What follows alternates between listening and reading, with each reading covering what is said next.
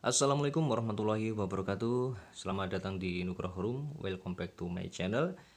Bagaimana persiapannya rekan-rekan di Nugroho Room ini? Perkenalkan saya untuk membahas terkait soal tes wawasan kebangsaan ya. Di sini sesuai dengan FR dan soal-soal yang terdahulu yang pernah saya alami, dan juga beberapa mungkin teman-teman yang sudah ada berdasarkan di Instagram juga, di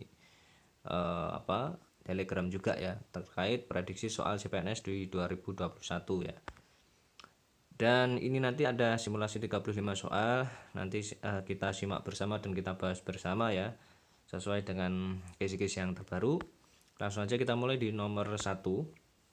Pancasila sebagai dasar negara pada hakikatnya telah menjadikan bangsa Indonesia berpancasila dalam 3 prakara atau 3 asas, yaitu A. Ketuhanan kemanusiaan persatuan, B. Kemanusiaan persatuan kerakyatan, C. Persatuan kerakyatan keadilan, D. Kerakyatan keadilan kebudayaan, E. Kebudayaan religius kenegaraan. Nah, dalam konteks 3 prakara 3 asas ini, jawaban yang paling tepat itu adalah E ya, kebudayaan, religius, dan kenegaraan. Mengapa?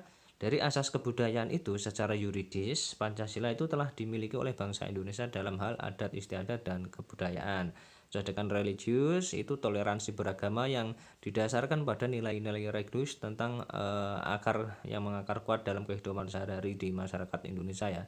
Sedangkan asas kenegaraan merupakan jati diri bangsa dan disahkan menjadi dasar negara. Secara langsung bangsa Indonesia itu sudah berpancasila sebagai asas kenegaraannya. Jadi 3 prakara 3 asas itu ya, kebudayaan, religius, dan kenegaraan. Lanjut ke soal nomor 2. Lagu kebangsaan Indonesia Raya pertama kali diperdengarkan pada waktu ini ada Kongres Pemuda 1 tahun 1928 26 ya.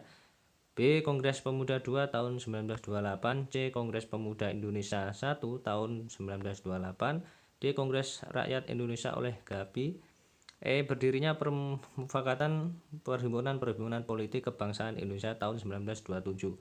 Nah, kita mereview terkait ini ya, pertama kali Indonesia Raya dikumandangkan itu pada Kongres Pemuda 2 tahun 1928. Jadi Indonesia Raya kan diciptakan oleh W.R. Supratman, dinyanyikan ya, dikumandangkan pertama kali itu pada di depan muka umum itu pada Kongres Pemuda 2 pada tanggal 28 Oktober 1928 di Jakarta. Waktu itu beliau masih usia 25 tahun dan disebarkan luaskan oleh koran Sinpo pada edisi bulan November 1928. Seperti itu.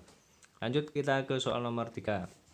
Ideologi secara umum adalah suatu kumpulan gagasan, ide, keyakinan, serta kepercayaan yang bersifat sistematis, yang mengarahkan tingkah laku seseorang dalam berbagai bidang kehidupan. Sebagai ideologi, Pancasila termasuk ke dalam ideologi terbuka, karena nilai-nilai dan cita-cita dihasilkan dari pemikiran individu atau kelompok yang berkuasa dan masyarakatnya berkorban demi ideologinya. B. Menolak reformasi. C. Masyarakat harus taat kepada ideologi elit penguasa. D. Penguasa bertanggung jawab pada masyarakat sebagai pengemban amanat rakyat. E. Totaliter. Nah, ini termasuk ideologi Pancasila sebagai ideologi terbuka ya. Jadi ya, karena yang jelas penguasa itu bertanggung jawab pada rakyat sebagai pengemban amanat rakyat. Jadi ciri-ciri ideologi terbuka itu adalah nilai-nilai dan cita-cita digali dari kekayaan adat istiadat, budaya, dan religius masyarakatnya. Menerima reformasi, penguasa bertanggung jawab pada masyarakat sebagai pengemban amanat rakyat. Seperti itu. Kemudian di soal nomor 4, Sumpah Pemuda itu dianggap sebagai titik awal perjuangan nasionalisme di Indonesia. Sumpah Pemuda merupakan kesepakatan Kongres Pemuda II, yaitu diketuai oleh A. Insinyur Soekarno, B. Ki Hajar Dewantara, C. W.R. Supratman, D. Muhammad Yamin, E. Sugondo Joyopuspito. Ingat, jika kita belajar ke sejarah terkait Sumpah Pemuda, di soal yang tahun kemarin juga ada, nah itu diketuai oleh Sugondo Joyopuspito. Untuk kronologinya seperti ini. Kongres Pemuda II itu diadakan pada tanggal 27 sampai 28 Oktober 1928. Dipimpin oleh pemuda Sugondo Joyopuspito dari PPI atau Perhimpunan Pelajar-Pelajar Indonesia, yang menghasilkan keputusan penting yang disebut sebagai Sumpah Pemuda. Nah, selain itu kongres tersebut dinyanyikan Indonesia Raya ciptaan dari Wage Rudolf Supratman juga ditetapkan sebagai lagu kebangsaan pada saat itu juga, seperti itu ya. Lanjut ke soal nomor 5. Organisasi Papua Merdeka ya OPM ini sudah berdiri sejak tahun 1965 dan bahkan masih berdiri sampai sekarang. Gerakan ini merupakan salah satu organisasi yang bersikeras untuk memisahkan Papua Barat dari wilayah NKRI dan ingin merdeka sendiri karena merasa jika daerah mereka tidak ada hubungannya dengan bangsa Indonesia. Ini termasuk pelanggaran tentang titik-titik. Ini pelanggaran sila keberapa ya? A. Ketuhanan, kemanusiaan, C. Persatuan, D. Kerakyatan, E. Keadilan. Nah, dari konteks semacam ini, rekan-rekan harus paham bahwa jawaban yang paling tepat itu adalah persatuan. Ya, benar sekali ya. Jadi sila ketiga yang berbunyi Persatuan Indonesia yang memiliki makna penting yaitu mengutamakan persatuan seluruh bangsa Indonesia. Ya, yang berbeda dari suku, agama, ras, dan budayanya ya. Dengan sila ini diharapkan jika Indonesia bisa bersatu walau berbeda-beda. Nah, untuk contoh kasus pelanggaran Pancasila menganggap suku lain lebih baik dari sukunya sendiri, perang antar suku menjadi provokasi etnis atau suku tertentu. Nah, itu salah satu contoh pelanggaran pada sila ketiga Persatuan Indonesia ya, seperti itu. Kita lanjutkan. Saat memasuki awal bulan Agustus terdapat tepatnya pada dalam peringatan HUT Republik Indonesia ada orang yang tidak mau memasang bendera merah putih di halaman rumahnya. Padahal orang tersebut sudah diperingatkan oleh tetangganya, maka mereka juga tidak mau memberi hormat kepada bendera merah putih. Nah, sikap tersebut merupakan bertentangan dengan sila ke titik-titik. Nah, 1, 2, 3, 4, 5. Iya, jelas sekali ya di situ sila ketiga ya. Jadi arti penting dari persatuan seluruh Indonesia tadi kan, persatuan Indonesia tadi kan berbeda dari suku, ras, agama, dan budayanya. Dengan sila ini ya diharapkan jika Indonesia bisa bersatu berbeda-beda walaupun berbeda-beda ya. Jadi kegiatan mengibarkan bendera ya, upacara hari Senin itu merupakan salah satu kegiatan yang mencerminkan pengalaman Pancasila sila ketiga. Oleh sebab itu termasuk pada rasa nasionalisme ya, yang secara tidak langsung akan menumbuhkan rasa persatuan Indonesia, seperti itu. Kita lanjutkan. Nomor 7, pada saat usulan penyelesaian Irian Barat yang berisi penyerahan Irian Barat kepada Indonesia melalui Dewan Keamanan PBB dalam waktu 2 tahun dilakukan oleh titik-titik. A. Uthan, B. Edward Bunker, C. John F. Kennedy, D. Ronald Reagan, E. Bruce Gali. Ini sebelum Irian Barat baru bergabung ya di Indonesia. Jadi waktu itu dipimpin oleh Edward Bunker. Jadi kronologinya seperti ini. Jadi isi penyerahannya itu selama tahun pertama pemerintah Belanda berangsur-angsur akan ditarik dari Irian Barat dalam tahun kedua. Nah, baru pemerintah Indonesia berangsur-angsur akan dimasukkan dan pegawai pemerintah berkewarganegaraan Belanda akan diganti oleh orang Indonesia. Setelah masa peralihan 2 tahun itu pemerintah akan diserahkan langsung kepada Indonesia. Jadi sebuah badan internasional itu akan menjamin self determination bagi penduduk Irian Barat, bahkan setelah Indonesia mengambil alih pemerintahan atas daerah tersebut.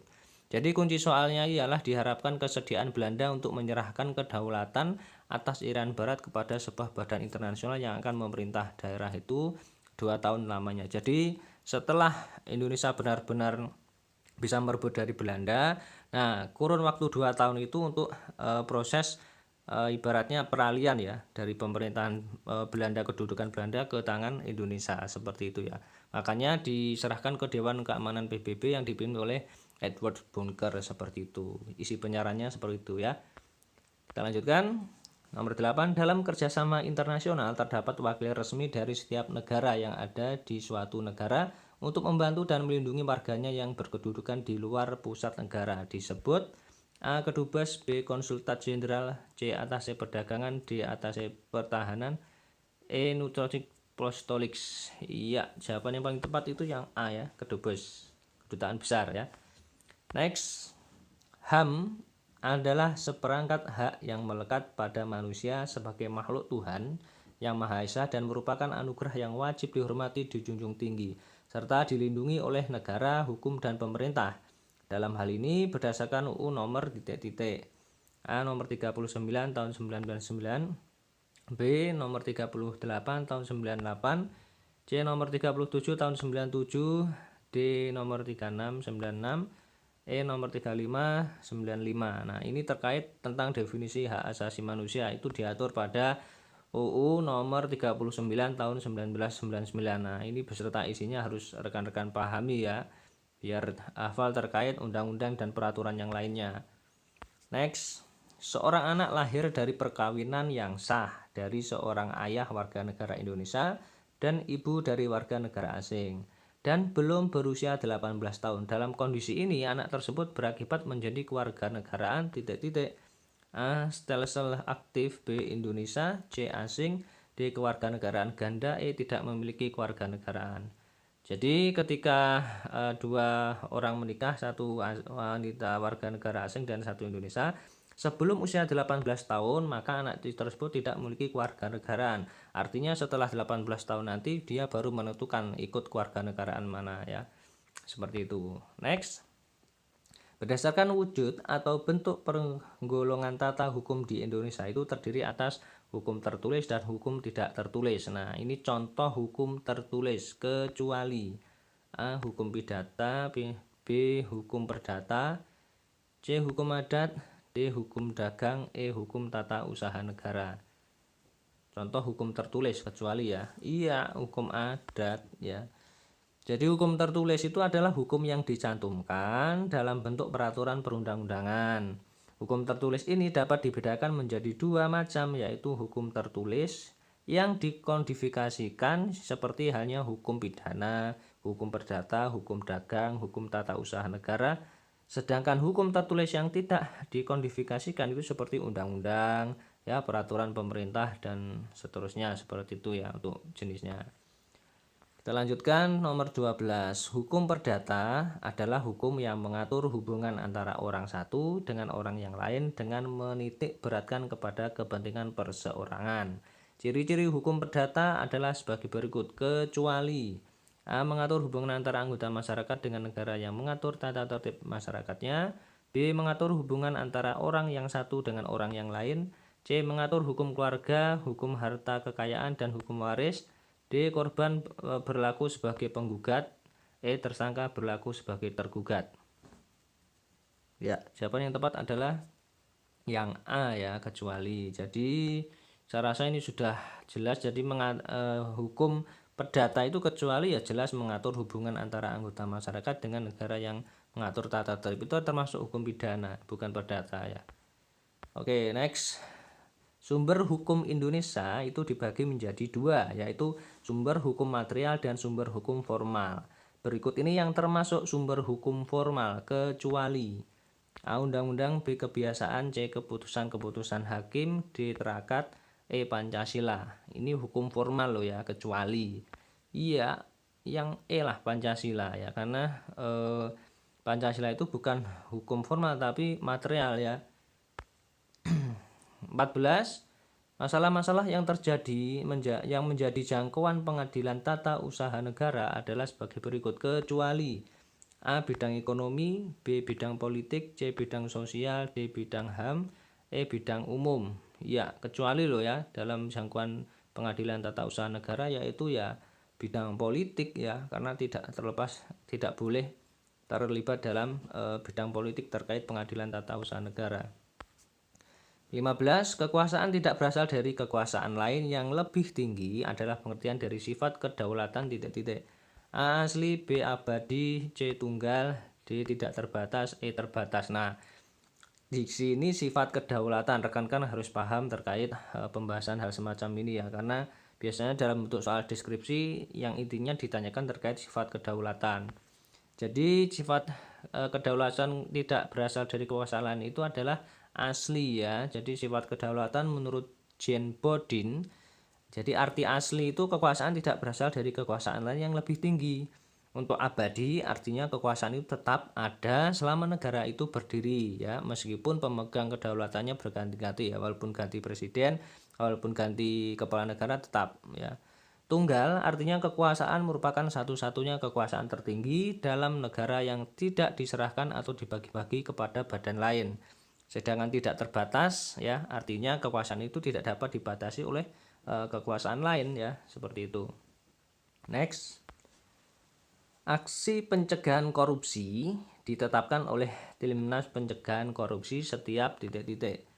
3 bulan, 6 bulan, 1 tahun, 2 tahun, 4 tahun. Nah, ini terkait aksi pencegahan korupsi ya, itu diselenggarakan setiap ya 2 tahun sekali ya. Dia. Jadi strategi nasional pencegahan korupsi itu dilanjutkan atau disebut dengan Stranas PK ya. Pencegahan korupsi itu adalah arah kebijakan nasional yang memuat fokus dan sasaran pencegahan korupsi yang digunakan sebagai acuan kementerian, lembaga, pemerintah daerah, dan pemangku kepentingan lainnya dalam melaksanakan aksi pencegahan korupsi di Indonesia. Fokus Starnas PK ini dijabarkan dan lebih lanjut melalui aksi pencegahan korupsi ya, atau aksi PK yang ditetapkan setiap 2 tahun sekali oleh Timnas PK, seperti itu. Lanjutkan 17 pada tanggal 20 Mei 1908 di Stovia ya, oleh pelajar-pelajar di sana didirikan organisasi bernama Budi Utomo dengan ketuanya titik-titik. A. Wahidin Hudirohusodo, B. Sutomo, C. Suraji, D. Gunawan Mangunkusumo, D. Pangeran Aryonoto Dirojo. Ini terkait ketua organisasi Budi Utomo ya. Iya, jawabannya adalah Sutomo. Jadi kronologinya sejak tahun 1966 itu Bapak Wahidin Sudirohusodo melakukan perjalanan berkeliling Pulau Jawa untuk mempropagandakan cita-citanya yang didampingi Pangeran Aryonoto Dirojo, putra Paku Alam V. Jadi mula-mula mendekati para kiai yang lebih tua dan lebih tinggi, khususnya bupati yang kaya dan berpengaruh. Pada akhirnya 1907 dalam perjalanan yang jauh, beliau berhenti dan beristirahat di Jakarta. Ketika berada di Jakarta, ia diundang oleh Sutomo dan Suraji ke Stovia untuk mendengarkan gagasan-gagasannya. Nah, demikianlah pada tanggal 20 Mei 1908 di Stovia, oleh pelajar-pelajar di sana didirikan organisasi bernama Budi Utomo dan Sutomo ditunjuk sebagai ketuanya. Seperti itu untuk kronologi sejarahnya ya. Oke, kita lanjut. 18. Hak utama dari suatu negara yang dijamin dalam hukum internasional adalah titik-titik.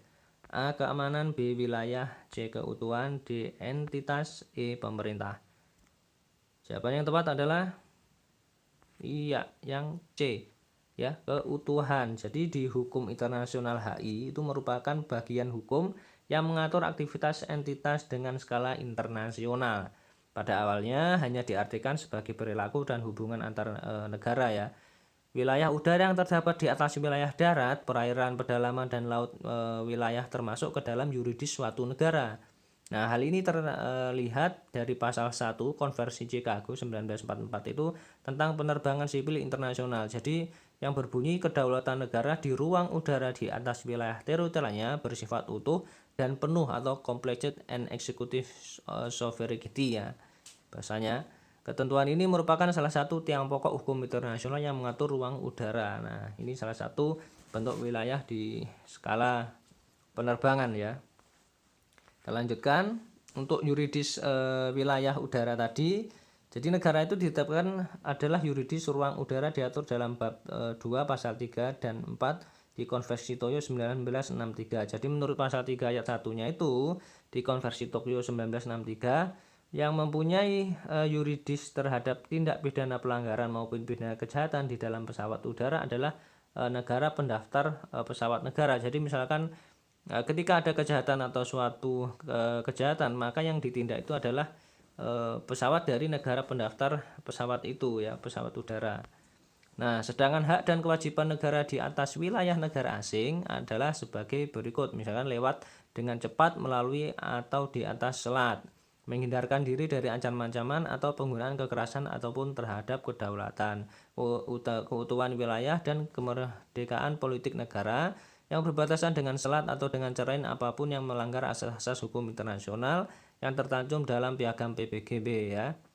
Menghindarkan diri dari kegiatan ataupun selain transit secara terus-menerus, langsung dan secepat mungkin dalam cara normal kecuali diperlukan karena force majeure atau kesulitan dan mematuhi ketentuan. Jadi intinya ketika ada pesawat asing dan melewati batas udara tanpa ada koordinasi konfirmasi itu dianggap pelanggaran dan perlu diperhatikan terkait hak dan kewajibannya.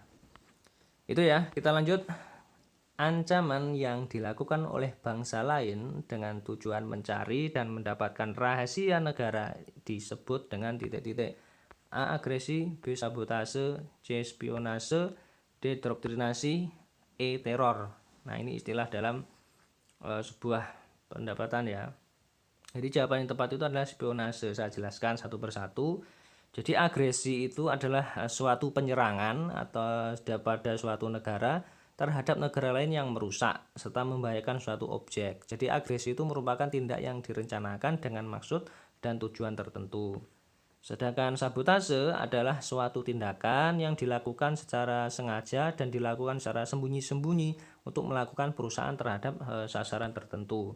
Sedangkan spionase adalah suatu tindakan memata-matai untuk mengumpulkan informasi pada sebuah instansi atau organisasi yang dianggap rahasia tanpa mendapatkan izin dari pemilik yang sah dari informasi tersebut, seperti penyadapan mungkin dari Australia ke negara kita. Nah, itu salah satu spionase ya.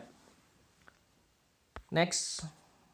Sedangkan untuk doktrin itu adalah cara untuk mempengaruhi orang lain dengan sebuah pemaksaan. Apa yang ada di pikiran kita harus sesuai dengan apa yang ada di dalam pikiran orang lain, baik dalam bentuk dialog, debat, pertanyaan retoris dan lain sebagainya. Sedangkan terorisme itu adalah serangan-serangan terkoordinasi yang bertujuan membangkitkan perasaan teror terhadap sekelompok masyarakat. Nah, berbeda dengan perang, aksi terorisme itu tidak tunduk pada tata cara peperangan seperti waktu pelaksanaan yang selalu tiba-tiba dan target korban jiwa yang acak serta seringkali merupakan warga sipil yang menjadi korban. Itu salah satu definisi yang ada ya. Kita lanjutkan ke soal nomor 20. Soal cerita, ledakan bom bunuh diri terjadi di markas Mapolrestabes Medan, Sumatera Utara, Rabu 13 November 2019 pagi. Pelaku diduga satu orang yang mengenakan jaket ojek online. Setidaknya 6 orang terluka yang terdiri dari 5 anggota polisi dan 1 warga sipil. Aksi ini merupakan contoh kasus bentuk penyimpangan daripada sila ke berapa? 1, 2, 3, 4, 5. Ya, dianalisis untuk konteks ceritanya ya. Itu adalah pelanggaran sila kedua. Jadi tentang kemanusiaan yang adil dan beradab ya. Jadi tidak beradab ketika menjatuhkan korban dan dalam bentuk hal semacam itu ya. Lanjut, masih soal cerita di nomor 21. Pengeboman Surabaya 2018 adalah rangkaian peristiwa meledakkan bom di berbagai tempat di Surabaya dan Sidoarjo, Jawa Timur pada 13 sampai 14 Mei 2018. 3 tempat diantaranya tempat ibadah di Gereja Santa Maria Tak Tercela GKI di Ponorogo dan Gereja Pantekosta Pusat Surabaya ya, Jemaat Sawahan. Peristiwa ini mengakibatkan 18 orang meninggal dunia. Aksi terorisme ini merupakan contoh kasus bentuk penyimpangan daripada sila ke berapa? 1, 2, 3, 4, 5. Iya, dari segi konteksnya itu adalah sila yang pertama. Kenapa? Jadi sila Pancasila yang ada di dalam Pancasila yang berbunyi ketuhanan yang Maha Esa itu bunyi pertama yang ada di dalam Pancasila yang bertujuan supaya tiap individu masyarakat bisa bebas memeluk agama sesuai dengan kepercayaan masing-masing dan juga beribadah sesuai agamanya dan saling menumbuhkan rasa toleransi kepada agama lain ya. Selain sila pertama ini mengalami pergantian karena negara Indonesia itu sendiri adalah negara yang tidak hanya menganut satu agama dan kepercayaan saja. Namun sayangnya masih saja ada terjadi beberapa pelanggaran entah disadari atau tidak ya. Intinya konteksnya itu tentang di tempat agama ya, di tempat ibadah seperti itu. Oleh sebab itu termasuk kategori penyimpangan sila ke-1 ya. Next, nomor 22. Hukum konvensi mempunyai sifat-sifat sebagai berikut, kecuali A. merupakan kebiasaan yang berulang, B. tidak bertentangan dengan undang-undang, C. diterima oleh seluruh rakyat, D. bersifat sebagai pelengkap, E. berjalan secara bertahap dengan UUD 1945. Ini tentang hukum konvensi ya. Jadi siapa yang tepat itu berjalan secara bertahap dengan UUD 1945 itu salah ya, kecuali. Jadi sifat yang berarti ciri khas atau watak ya. Jadi sehingga sifat konvensi ini yang dimaksud di sini adalah ciri khas atau watak yang dimiliki oleh sebuah konvensi itu sendiri. Jadi konvensi di Indonesia itu memiliki 4 sifat yang menjadi ciri khasnya. Adapun penjelasannya itu yang pertama ya, tentang kebiasaan berjalan sejajar dengan Undang-Undang Dasar 1945 ya, pelengkap UUD 1945, tidak tertulis dan tidak dapat diadili serta dapat diterima oleh rakyat. Itu hukum konvensi. Berikutnya nomor 23, kementerian yang bertugas melakukan sinkronisasi dan koordinasi urusan kementerian-kementerian yang berada dalam ruang lingkup tugasnya berjumlah titik-titik kementerian. Ini jumlah terkait koordinasi sinkronisasi kementerian ya. Ada 2, 3, 4, 5, 6 ya. Siapa yang tepat adalah yang B ya, 3 kementerian. Jadi kementerian yang menangani urusan pemerintah yang nomenklatur itu ya salah satunya yang pertama Kementerian Dalam Negeri, kemudian Kementerian Luar Negeri, dan Kementerian Pertahanan ya. Jadi 3 kementerian ini yang melakukan sinkronisasi dan koordinasi dengan kementerian-kementerian yang lingkup tugasnya ya sesuai jumlahnya. Next, 24, Badan Pemeriksa Keuangan atau BPK merupakan satu badan yang bertugas memeriksa pengelolaan dan tanggung jawab keuangan negara. Fungsi dari BPK antara lain ini B, fungsi operatif, konsultatif, dan advisory. Langsung saja ya, rekan-rekan amati. Jawaban yang tepat itu adalah yang A ya, fungsi operator, yudikatif, dan advisory. Ini terkait BPK ya, keuangan. Jadi BPK fungsinya menurut Muhammad Nurkaisi dan Bintan R. Saragih ya, tugas pokoknya itu ada 3. Yang pertama fungsi operatif, jadi merupakan pemeriksaan, pengawasan, penyidikan atas penguasaan, pengurusan dan pengelolaan kekayaan negara. Fungsi yudikatif yakni kewenangan menuntut pembendaraan dan tuntutan ganti rugi terhadap bendaharawan dan pegawai negeri yang bukan bendahara atau yang karena perbuatannya melanggar hukum atau melalaikan kewajibannya sehingga merugikan keuangan negara. Sedangkan yang ketiga fungsi rekomendatif yakni memberikan pertimbangan kepada pemerintah mengenai pengurusan dan pengelolaan keuangan negara. Seperti itu. Kita langsung ke nomor 25 ya. Komisi Yudisial bersifat mandiri yang berwenang mengusulkan pengangkatan Hakim Agung dan mempunyai wewenangan lain dalam rangka menjaga dan menegakkan kehormatan, seluruh martabat serta perilaku hukum merupakan bunyi UUD 1945 pasal ini. Jika rekan-rekan sudah ketemu dengan pasal lain sebagainya itu wajib dihafalkan dan diingat-ingat ya terkait pasalnya. Nah, ini terkait Komisi Yudisial ya. Jadi di Komisi Yudisial itu terkait wewenangannya ya itu tertuang pada pasal 24B ayat 1 ya. Jadi fungsi BPK dan wewenangnya itu termuat dalam pasal 24B ayat 1 UUD 1945 ya. Yang mana Komisi Yudisial itu bersifat mandiri yang berwenang mengusulkan pengangkatan Hakim Agung dan mempunyai wewenang lain dalam rangka menjaga dan menegakkan kehormatan, keluhuran martabat serta perilaku hakim. Seperti itu ya. Kita lanjutkan ke nomor berikutnya. Pada saat pembentukan konstitusi di Indonesia itu menggunakan cara titik-titik. A. Pemberian, B. Revolusi, C. Pembuatan dengan senjata, D. Pemaksaan, E. Referendum. Ini terkait konstitusi di Indonesia ya. Iya, dengan pembuatan senjata ya, dengan senjata. Artinya sebelum kita bahas kita harus tahu terkait konstitusi negara kita ya, terbentuk dari beberapa rangkaian panjang rapat dan ketetapan aturan yang akan ditetapkan di Indonesia. Jadi cara pembentukan konstitusi itu adalah yang pertama Badan Penyelidikan Usaha Persiapan Kemerdekaan Indonesia atau BPUPK itu dibentuk pada 29 April 1945. Jadi badan ini itu merumuskan beberapa bentuk konstitusi Indonesia ya. Selanjutnya pada 1 Juni 1945 Bapak Soekarno menggagas Pancasila sebagai dasar negara. Ini kronologi pembentukan konstitusi ya di negara kita. Kemudian pada 22 Juni 1945 anggota BPUKI membentuk Panitia 9 untuk merancang Piagam Jakarta. Nah, panitia ini nantinya akan merancang naskah pembukaan UUD 1945. Nah, sedangkan pada 18 Agustusnya Itu panitia persiapan kemerdekaan mengesahkan UUD 1945 ya. UUD ini sebagai dasar hukum di Indonesia.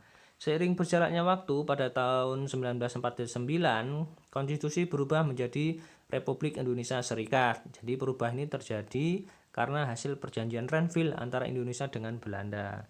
Setelah itu pada Januari 1950 Republik Indonesia Serikat itu berubah kembali menjadi Negara Kesatuan Republik Indonesia. Selanjutnya setelah pada 17 Agustus 1950 Undang-Undang Dasar Indonesia itu dirubah menjadi Undang-Undang sementara pada 5 Juli 1959. Undang-undang tersebut kembali diubah menjadi UUD 1945 berdasarkan keputusan Presiden. Jadi kembali lagi pada 5 Juli 1959 ya. Baru pada 1999 sampai 2002 UUD 1945 itu mengalami 4 perubahan amandemen. Dari penjelasan di atas baru kita dapat simpulkan bahwa pembentukan konstitusi di Indonesia itu dibuat atas asas kesengajaan dan melalui perawan kesenjataan ya. Kemerdekaan konstitusi itu dari awal menjajah melawan penjajah, bukan sebagai referendum apalagi dalam bentuk hadiah ya. Kita lanjutkan nomor 27. Setiap lembaga tinggi negara mempunyai kewajiban yang harus dilaksanakan ya, salah satunya MPR. Nah, berikut yang bukan merupakan kewajiban MPR. Nah, A. Menentukan sikap. Ini silakan disimak opsinya. Ya, rekan-rekan harus paham terkait kewajiban di MPR ya. Itu adalah menentukan sikap dan pilihan dalam pengambilan keputusan. Jadi pada pasal 10 Undang-Undang 1945 anggota MPR itu mempunyai kewajiban. Yang pertama, memegang teguh dan mengamalkan Pancasila, melaksanakan Undang-Undang Dasar Republik Indonesia tahun 1945 dan menaati peraturan perundang-undangan, mempertahankan dan memelihara kerukunan nasional dan menjaga keutuhan negara Republik Indonesia, mendahulukan kepentingan negara di atas kepentingan pribadi, kelompok, dan golongan, dan melaksanakan peranan sebagai wakil rakyat dan wakil daerah. Seperti itu untuk kewajiban MPR ya. Kita lanjutkan 28. Di antara kalimat-kalimat berikut ini kita masuk ke soal bahasa Indonesia TWK ya. Ini biasanya soal yang sering keluar dan sering menjebak, hati-hati ya. Di antara kalimat-kalimat berikut manakah kalimat yang tidak menggunakan frase idiomatik? Silahkan disimak.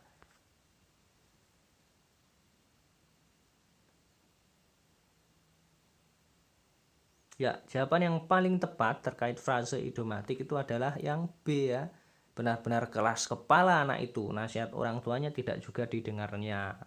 Jadi sebelum kita tahu terkait jawabannya harus tahu terkait apa itu pengertian dari frase idiomatik ya. Jadi frase idiomatik itu adalah kelompok kata yang mempunyai arti bukan sebenarnya atau ungkapan istilahnya ya.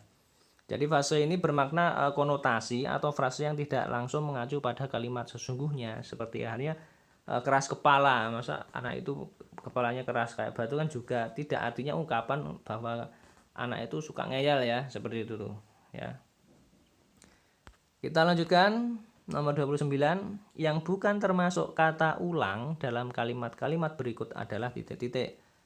A. Telah menyelesaikan tugasnya untuk membersihkan meja tulis. B. Mereka berlarian tunggang langgang dikejar sapi yang tengah mengamuk. C. Di pasar banyak dijual sayur mayur. D. Gerak-gerik lelaki itu memang mencurigakan. E. Rumah porak-poranda diterjang angin puting beliung. Ini yang bukan termasuk kalimat kata ulang ya, atau kata ulang. Yang tepat itu yang A ya. Jadi ia menyelesaikan tugasnya untuk membersihkan meja tulis. Kenapa? Meja tulis itu bukan kata ulang, melainkan kata majemuk ya. Jelas ya. 30. Penulisan tanda baca dalam kalimat-kalimat berikut yang benar kecuali, silahkan diamati. Ya. Titik, koma, tanda bacanya diamati. Mana kira-kira yang salah ya, kecuali kok. Jangan sampai terjebak. Ya. Jawaban yang benar adalah yang B. Ia bukan ingin memberi kamus, melainkan ingin membeli buku cerita. Seharusnya ada tambahan apa? Iya, koma, memisahkan kalimat setara yang satu dari kalimat setara selanjutnya itu didahului oleh kata seperti melainkan atau tetapi digunakan tanda baca koma ya, seperti itu. Ingat, dalam TWK Bahasa Indonesia sudah saya bahas sebelumnya di video ini, jadi mungkin silahkan dipelajari kembali ya, semoga bermanfaat. Kita lanjutkan lagi ya untuk soal tryout-nya ini, prediksi yang terbaru.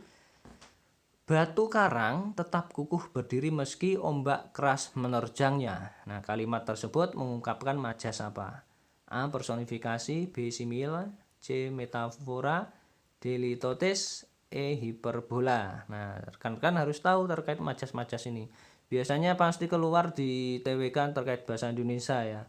Jadi silakan dipahami ya, akan saya jelaskan persatu persatu. Ini termasuk majas personifikasi. Jadi majas itu adalah gaya bahasa yang dipakai pada sebuah karya sastra yang bertujuan agar memberikan efek-efek khusus sehingga menjadikan karya sastra tersebut itu lebih hidup. Sifat majas secara umum adalah tidak ada makna sebenarnya atau kiasan atau yang bersifat konotasi.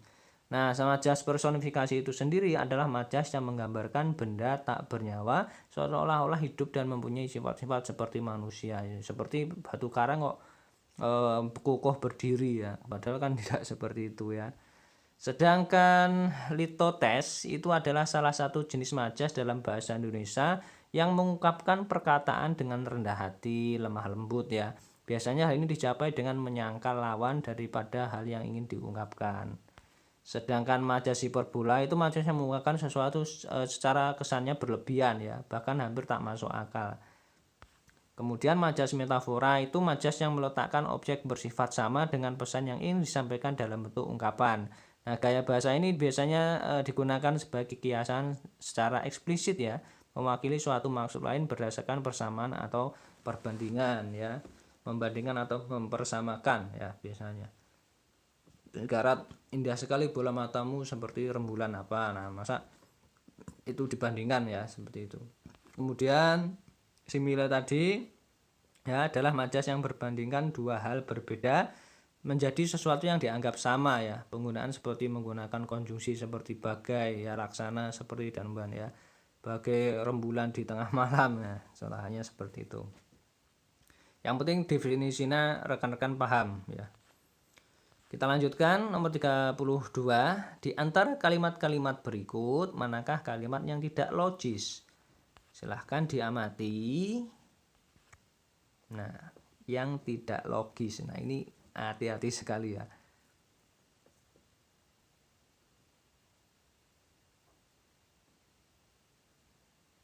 Ya. Jadi kalimat yang tidak logis itu benar ya. Yang B ya, para pejuang berdatangan di jembatan yang hancur akibat serangan musuh. Nah, secara logikanya kan ketika ada perang ya dan jembatan dirusak kan pasti tidak menghampiri. Kalau menghampiri pasti akan ada serangan berikutnya ya. Itu kan juga tidak logis. Nah, seperti itu ya. Jadi kalimat yang tidak logis itu adalah kalimat yang menggunakan kata-kata yang tidak selaras dengan maksud dan isi kalimatnya ya. Jadi maksud dan isi kalimatnya itu tidak selaras ya, seperti itu. Kita lanjutkan nomor 33. Di antara kalimat-kalimat berikut, manakah kalimat yang mengandung makna konotasi? A. Ia telah kenyang makan soto yang lezat itu. B. Ia jatuh bangun mengejar bola. C. Terbelalak kedua matanya melihat pertunjukan mendebarkan itu. D. Terperanjat ia hingga kedua matanya terbuka lebar-lebar. E. Ia telah kenyang makan asam garam kehidupan. Nah, ini makna konotasi yang tepat pada pilihan iya yang E ya, akan asam garam kehidupan. Jadi termasuk pernyataan konotasi ya, makna konotasi. Di antara kalimat-kalimat berikut ini yang termasuk hal itu ya, termasuk konotasinya ya asam garam ya. Kita diibaratkan makan asam garam. 34. Ia tengah berjalan-jalan di hutan ketika seekor ular mematok kaki kirinya ya. Cepat ia membebat kakinya kuat-kuat dan mengeluarkan bisa ular melalui luka di kakinya itu. Beruntung bahwa ia masih berjalan hingga tiba di desa terdekat dan mendapatkan pertolongan lebih lanjut. Kata berhomonim pada paragraf tersebut adalah A bisa, B kaki, C luka, D jalan, E ular. sering terjadi keluar soal semacam ini dalam bentuk narasi paragraf ya. Jadi rekan untuk membacanya lebih teliti dan cermat, kita fokus ke kata berhomonim ya pada paragraf. Yang tepat yang A ya, bisa. Jadi kata homonim itu adalah kata yang sama lafal dan ejaannya namun berbeda maknanya karena berasal dari sumber yang berbeda. Bisa itu kan bisa berarti racun dari ular itu. Bisa juga bisa artinya ya bisa karena kita dapat bisa melakukan. Misalkan seperti itu kan beda makna ya, walaupun secara lafalnya sama dan ejaannya juga sama. Itu ya, 35 soal yang terakhir. Berikut ini yang benar dalam penulisan huruf kapital dalam pemakaian sebagai huruf pertama nama bangsa, suku bangsa, dan bahasa adalah titik-titik. A. Pancasila adalah pandangan hidup bangsa Indonesia. B. Salah satu suku di Jawa Barat adalah suku Sunda. C. Salah satu bahasa daerah yang sering dipergunakan oleh masyarakat Jawa Barat adalah bahasa suku Sunda. D. Pancasila adalah pandangan hidup bangsa Indonesia. E. Salah satu bahasa daerah yang sering dipergunakan oleh warga Yogyakarta adalah bahasa Jawa. Ini fokus ke bentuk penulisan huruf kapital ya. Rekan-rekan fokus di situ. Mana kira-kira yang tepat? Iya, yang E ya. Jadi yang salah satu bahasa daerah yang sering dipergunakan oleh warga Jogja adalah bahasa Jawa. Kita perhatikan dulu ya. Jadi penulisan nama bangsa itu yang tepat adalah bangsa Indonesia. Jadi bukan bangsa Indonesia atau bukan huruf B itu kan tidak ditulis dengan huruf kapital. Sedangkan huruf I-nya pada kata Indonesia itu ditulis dengan huruf kapital. Jadi B-nya B kecil, I-nya I besar. Selanjutnya penulisan nama suku yang tepat adalah suku Sunda, bukan suku Sunda. Artinya ini ya, huruf S-nya pada kata suku itu tidak ditulis dengan huruf kapital. Sedangkan huruf S pada kata Sunda itu ditulis dengan huruf kapital. Jadi tulisan suku, kata suku S-nya itu tidak ditulis huruf kapital ya. Sedangkan nama sukunya Sunda itu ditulis dengan huruf kapital. Kemudian penulisan yang tepat itu adalah bahasa suku Sunda, bukan bahasa Sunda ya. Bahasa huruf B-nya ya, misalkan bahasa Sunda itu benar, bukan bahasa Sunda yang salah. Jadi huruf B pada kata bahasa itu tidak ditulis dengan huruf kapital, dan huruf S pada kata Sunda itu ditulis dengan huruf kapitalnya. Jadi seperti itu, paham ya? Nah, hal kecil inilah yang kadang kita membuat kita bingung dan salah dalam mengerjakan TBK khususnya di bahasa Indonesia ya. Jadi rekan-rekan harus jeli lagi dan lebih banyak baca lagi ya. Tetap semangat, semoga 35 soal ini mewakili nantinya bisa memberikan gambaran terkait pengerjaan soal TWK di CPNS 2021. Saya doakan semoga lolos ya, tetap semangat, jangan lupa untuk subscribe ya, berbagi ke rekan yang lain, silahkan di-share terkait konten yang sudah saya sampaikan. Saya akhiri, wassalamualaikum warahmatullahi wabarakatuh.